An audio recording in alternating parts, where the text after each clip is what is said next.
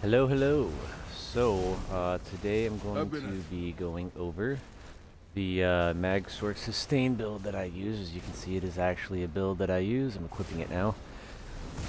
Alright, so we're going to start off with the real quick basics. So first of all, race. I am a Dark Elf, but Bretons and High Elves work really well too. Honestly, any race for damage really is fine. You can make it work if you try hard enough. But it will be a little bit harder on things like, Khajiits or Argonians, stuff like that.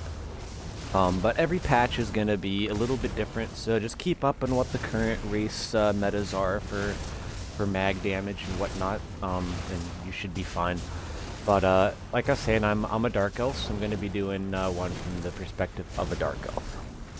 After race, of course, is where you put your attributes and points. So first we'll go into that. We'll do attributes first, actually. Everything into Magicka, particularly if you're a higher CP. If you're a lower CP, you may think about maybe putting a few into health, or maybe wearing like one piece of heavy armor or something, just to give you enough health if you're trying to rush into endgame.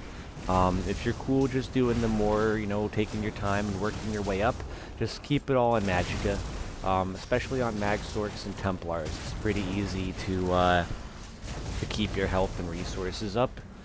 So what we're going to do is, after you put all your attributes into Mag, you're going to want to get the Thief Mundus Stone, increasing your criticals.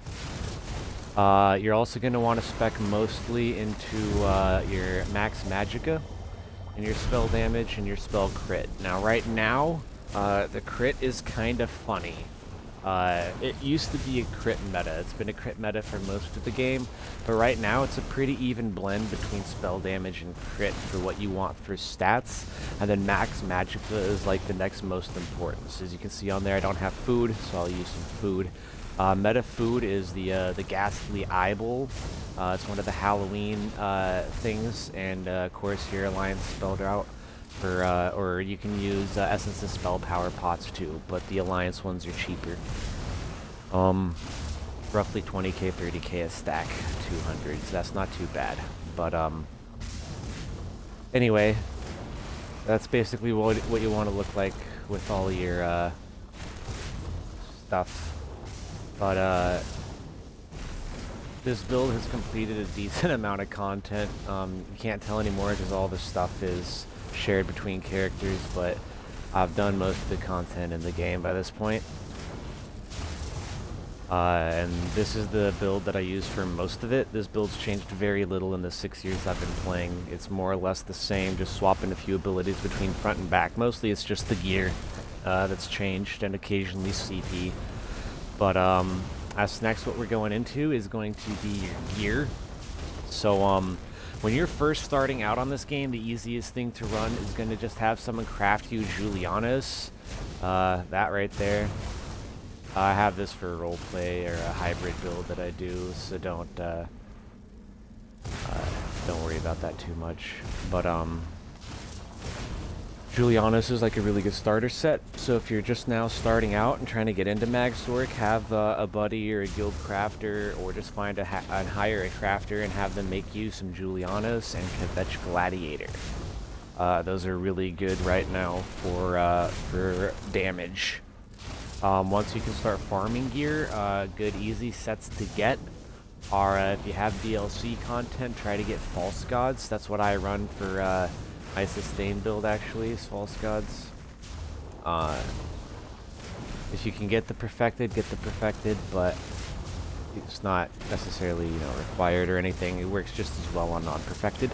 But anyway, try to get the False Gods and Kinra. If you can't get Kinra, Mother's Sorrow works pretty well with that, and you can get that in the Zone Deshawn. You can get it from farming world bosses and dolmens and things. That's another good.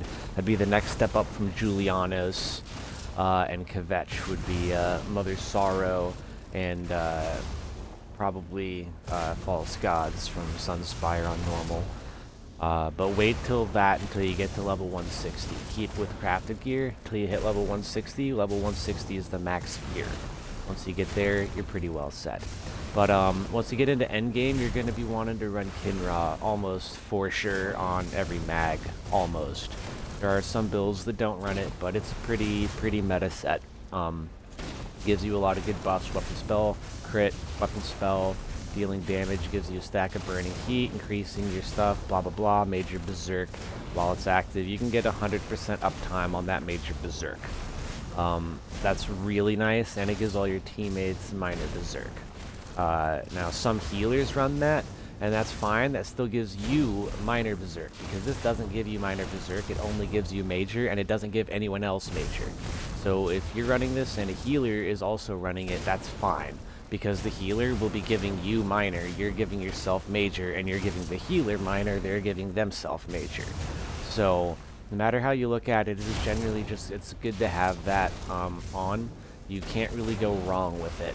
You can always change it out if you're in a sweaty core team, but you probably won't be running a sustain build in a sweaty core team. You'll be relying on your healers and tanks for your sustain. But your other set is going to be your Slime Craw. Of course, Maelstrom on the back bar if you can get it. If not, just go with the Kinra on both bars. But you want Infuse on your back bar, Precise on your front bar. I do mag regen on the front bar just because it is the sustain, and I use the same staff for my pure damage, which is running medium armor for the meta right now. So it's a little bit harder to sustain that mag, so I just keep this for this bar too. It's just a lot easier. Then you got your weapon and spell damage on your back bar with the Infuse to buff that. Then you get your Slime Craw. So Slime Craw drops in Wayrest Sewers 1 on Vet.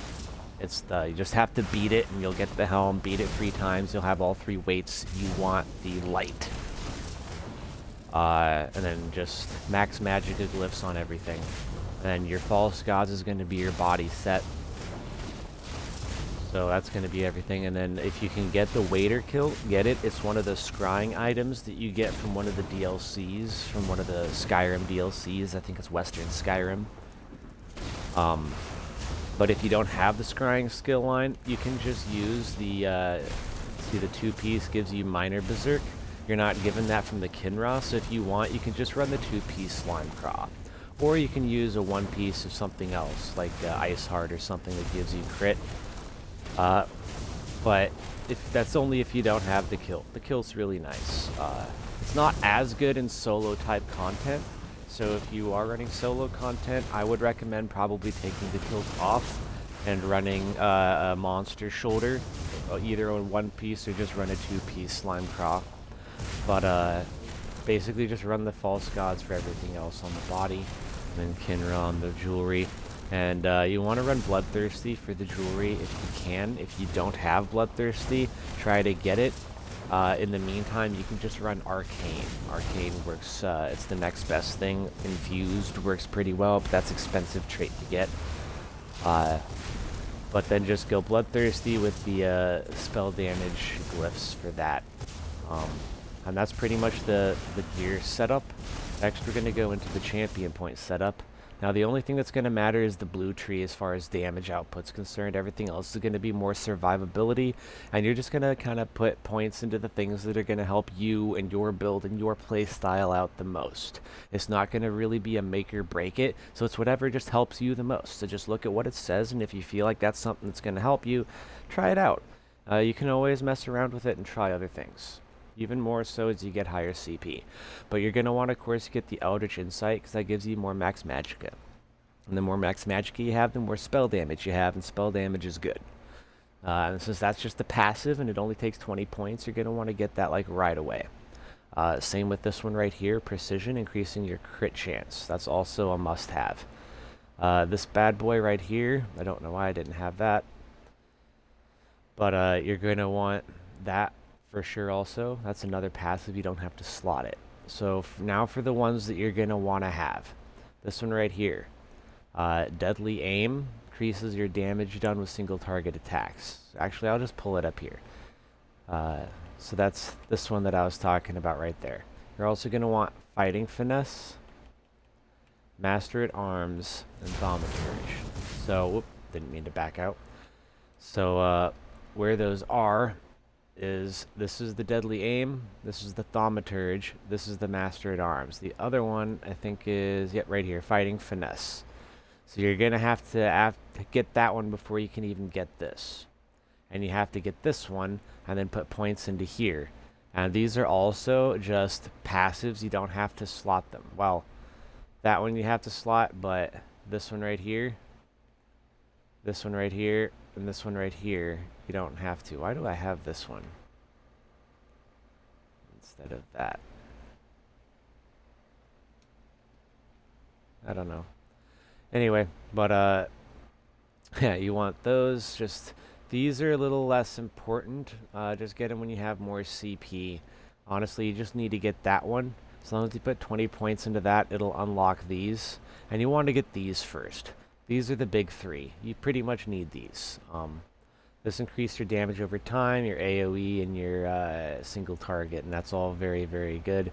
And this is your crit and crit healing, so that's also really good. So then once you get those all filled, then start putting more points into there, more points into here, more points into here. But mostly just focus on those three and this one, and then start filling out everything else. But that is the CP setup for this bad boy. And I got a bunch of unspent. But generally, that's how that's gonna go. Now for this skill setup, what I'm doing is I'm running an interrupter build with pets. Pets are just passive damage. You don't ever actually have to use the abilities unless you want to. But you got your Crushing Shock there. That's a Destruction Staff ability, the very first one. So you can look at the Destruction Staff. It's right there. It's Force Shock morphed. So Crushing Shock interrupts. It's a ranged interrupt. So if someone's doing a channel ability or a heavy, that'll boom, bash them, so won't be able to cast, and it'll stun them for a minute. But it also is a spammable ability, and it deals pretty good damage. So then you got your Crystal Fragments. That's your sorcerer ability first here in your Dark Magic. Crystal Shard morphed to Fragments. And then you got your Empowered Ward. That's also Dark Magic, I think. Nope, Daedric Summoning. Empowered Ward right there. It's your Conjured Ward morphed to Empowered. The reason you want Empowered, not Hardened. Hardened does block for a bit more, but it only lasts 6 seconds. So if you don't take damage, it's just gone. You have to cast it again. That's a mag drain. Empowered Ward lasts for 10 seconds. It absorbs a little bit less damage, but it's pretty similar as far as how well it protects you. But it also gives you magic recovery. Grants you and everyone around you minor intellect, helping with your sustain, hence sustain build. This is basically just meant to keep you alive and make sure you don't run out of resources. That's one of the reasons False Gods is so good. Because, like I was talking about resource management, look at the 5-piece on this. Reduces cost to your magic abilities by 8%. When an enemy recently damaged dies, you restore 2k magicka. That's great. It even increases your movement speed. Alright, so that's something that's just really nice to have. So that's one of the reasons you want this Empowered Ward instead of the Hardened. It just helps with that whole sustain idea. And then you got your pets, the Tormentor and the Volatile Familiar. Those, of course, are in Daedric Summoning. Very first ability here is your Unstable Familiar. You morph that to your Volatile Familiar. That's the damage version for mag. The Clan Fear is going to be for tanks and stamina damage. But then you come down here to the Twilight Tormentor, and it's Winged Twilight morph to Tormentor. Now the other morph, the Matriarch, that's a Sorcerer Healer ability. So if you're damaged, you don't want that. You want the damaging guy. Then for the ultimate, you're going to use the Greater Storm Atronach. Now, as always, you're going to want all of the passives in Dark, Daedric, and Storm Calling. You always want your class skill line passives. They're always going to be beneficial, particularly on the Sorc. Even if you don't run any sorcerer abilities from Storm Calling, which I don't, the passives are still really nice. They're just, I mean, magic recovery, more damage, more damage, more damage. I mean, it's beautiful, you know? So always get the passives. So that's basically the whole front bar. You got your ulti, Atro, your 2 pets, your ward, your spammable, and your shards. You're only going to cast those when they proc. And I'll go over that here in a bit. I'll go through the rotation quickly. And so Then of course your back bar. You're going to start with your barbed trap. That's how you get your minor force. Now that is in your guild. You want to go to Fighters Guild right here. And it's down to the last ability you unlock. But they do save the best for last. It's worth it. So you morph that to your Trap Beast, and that gives you 15 seconds of minor force. And it is beautiful. Alright, so you also want all the passes in there. You don't really need this one so much, but I mean, you know, why not if you have the points like I do. Anyway, so next skill is going to be the Unstable Wall of Fire. Now that's a Destruction Staff ability right here. You want to use the Unstable morph instead of the Blockade morph. Blockade is more for support, you know, tanks, healers, and whatnot. Unstable deals more damage, so you're going to want to use that one. Next ability that you're going to have is your Critical Surge. Now that's a sorcerer ability. Oops, I didn't do that. That's a sorcerer ability up here in Storm Calling, right there. So this is the only ability you actually use from Storm Calling on this build. So Critical Surge, while active, you get a couple buffs, which are nice if you don't have the spell power buff. If you do have the spell power buff, it doesn't stack or anything, so it's not really going to help you out a whole lot there. But basically, while you're doing damage here, it's going to heal you based on the crit damage. As long as you're dealing pretty steady crit damage, you'll get heals every second. So it's really nice when you pair it with the ward on the other bar here. Because if you have that ward up and the crit surge going, it'll heal you while you're blocking the damage you're taking. Really good way to stay alive. Then of course you're going to have your two pets, because you have to have them on both bars, because otherwise if you swap bars the pets will just disappear and you'll have to keep resummoning them out every time you swap bars, and that's really irritating. Back bar you want Fiery Rage, so this guy is more for it's a Destruction Staff ultimate. It's pretty much more for like ad pools, mobs, larger crowds of enemies. Whereas your Greater Storm Atronach here on your front bar is more for single target, like boss fights. If you ever duel somebody, it would be better for that sort of thing generally. If you get into smaller mobs, you know, groups of like 5 or less, Greater Storm Atronach would probably be good for that too. But yeah, that's essentially the back bar. So you got your Barb Trap, your Unstable Wall, Critical Surge, your two pets, and your Fiery Rage morph. The other morph attaches to you and follows you around. That's not as good. It doesn't hit as hard either. And if you have tanks with you, they're not going to be moving the stuff around all the time if they know what they're doing. So it's just better to have the stationary one that deals a bit more damage. So I'm going to go ahead and charge up. I'm going to come over here and just do a little on this 3 mil guy here, okay? Show you what this build can do, show you a bit of the rotation. So you want to start out by hitting your potion, hitting your surge, just, why not? That's what you're going to do in a fight, generally if you're in open world or solo content. In groups, you won't have the surge on probably because you'll have a healer. But we're going to start out with the Trap Beast, and then the wall on the back bar, and I'm just going to kind of call it out as I go, and you want to light attack in between abilities. So light trap, light wall, swap bars, light, and you're just going to start doing light attack crushing shock until you see that right there. Then you're going to do light crystal frag. You're just going to do that until the back bar expires, and then go light, light, just keep doing this. Up, there's that frag, hit that again. Swap bars. And you see, right as that was running out on the back bar, I swapped so I can keep the buffs going. So there's a few timing things in the options that I'll go over right after this bit. But here, I'll drop my ult now. Just kind of messing around. This isn't going to be like an actual parse.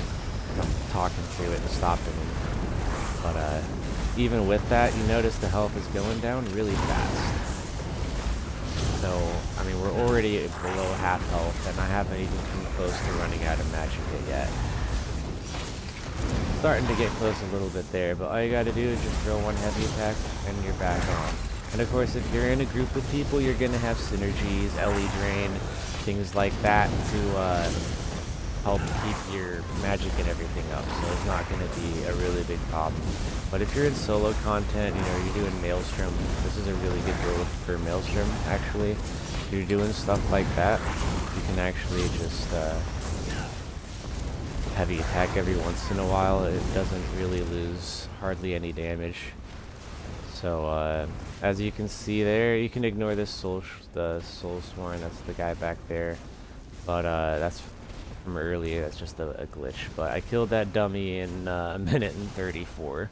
I'm pretty sure the damage number there is bugged, but regardless, I just burned 3 mil half-assed in just about a minute and a half. I wasn't even really trying. So the options I was telling about though to help out with is if you come down here into your options, so menu options, come down to combat, ability bar doesn't matter, but the ability bar timers, you want to turn that on and on. That's how you know when to bar swap. Those little bars above my ability bars in the middle bottom of the screen, the little timers there is from this. That's how you know when your abilities are about to time out, so you know you need to swap bars. Also, if you put your attribute bars on automatic and resource on number and percent, that's how you can see the health percentages. See there in the health bar, it says 3 mil health, 100%. If you don't have that on, you won't see that. It'll just be a red bar. But, so I'm going to do I'm going to actually try now. I'm going to go back and fill up my ulti quick.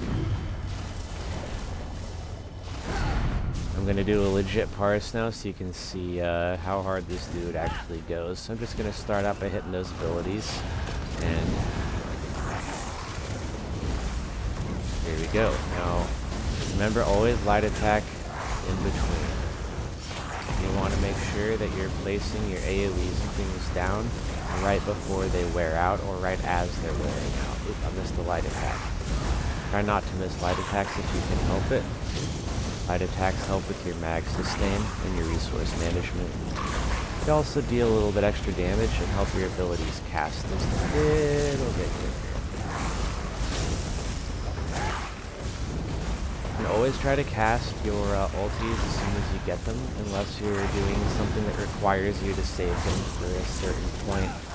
But if you're just parsing, always try to cast them as soon as you get them. Also, with crystal frags, no matter what content you're doing, always try to launch those crystal fragments as soon as they pop. What that means, right there, see the hands are glowing? That means that your crystal frags are popping. So, you want to cast that frag as soon as you get it, because if you cast it right away, you have a chance of getting the next one getting it soon. And those crystal frags do a decent amount of damage, especially the proc ones. Alright, there you go. Minute 22, I cut it down by 10 seconds, and it still wasn't a great parse. Also, if you're doing a real parse, you're going to want to have a healer or a tank here to apply like LE drain, puncture, that kind of stuff. Because the whole point of parsing is to see what you're hitting in group content. So if you're doing this, that's just what you're hitting solo. So that's the kind of numbers I'm hitting right there. That's the kind of numbers I'm hitting by myself. That number's off, so you'd actually have to do the math. You know, actually, so a minute and 22 seconds, that's 82 seconds. So if you take the 3 mil, and then just divide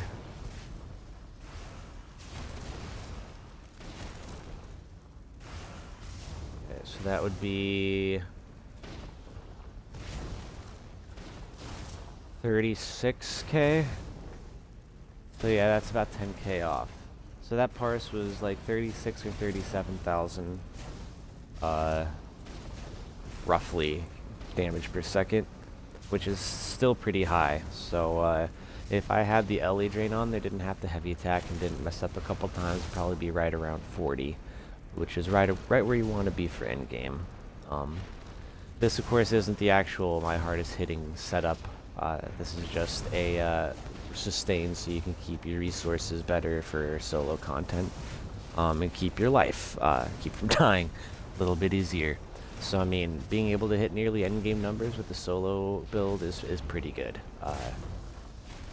Keep in mind, you're gonna have to fit it to your playstyle. You might want to swap out a few things here and there that might help you more. So always keep in mind this is just what I use. This is a good place to start, but don't think of this as the find-all, be-all, end-all, cure-all. This is just a helpful idea. Okay, this isn't gonna make or break you. This isn't gonna get you to be the best and sweatiest in the game or anything. This is just gonna help you out and give you a good place to start. But with that being said, I'm going to end the video. If you have any questions, feel free to leave them in the comment section.